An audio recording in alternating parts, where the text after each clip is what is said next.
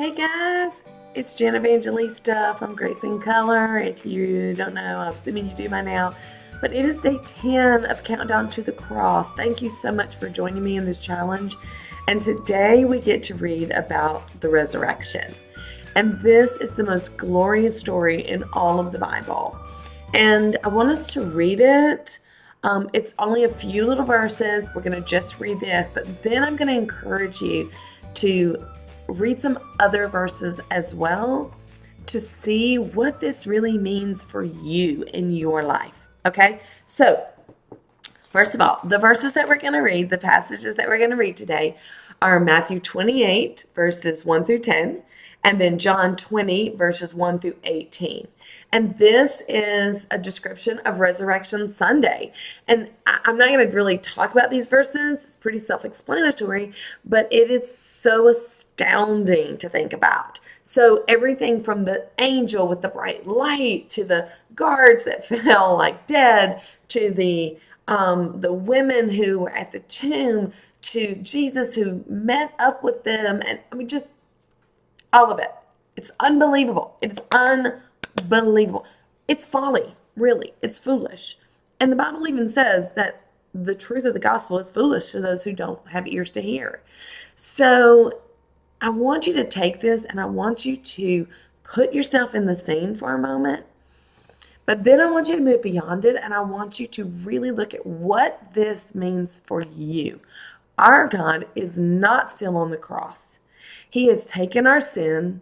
But not only that, not only did he take our sin, that would have been enough, honestly. He took our sin, he gave us his righteousness. That exchange, that great exchange that happened on the cross, the big word is propitiation, that great exchange was phenomenal. It was enough. But not only that, our God conquered death and the grave, shattered it, done. Right? What a beautiful thing. And he did that so that we would know his power and his strength, and we would really trust that he is in utter control of our lives. So I want you to read Romans 6, 8 through 11, and then Romans 5, 8.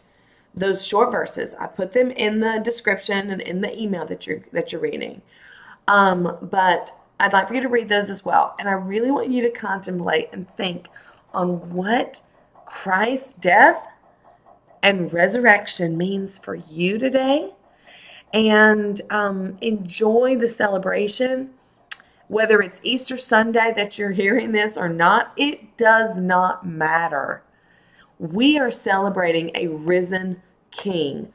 Christ is risen. He is risen indeed. And for that, we must worship.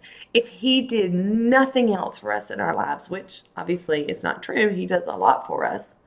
But if he did nothing else but save us from the wrath of a holy God, he deserves our praise. And so let's offer that up to him today as we celebrate the risen King.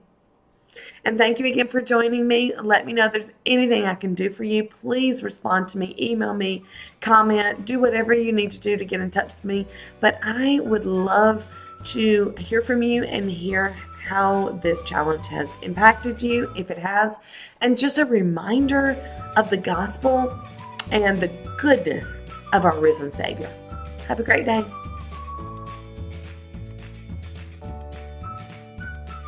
And for that is the the most important thing in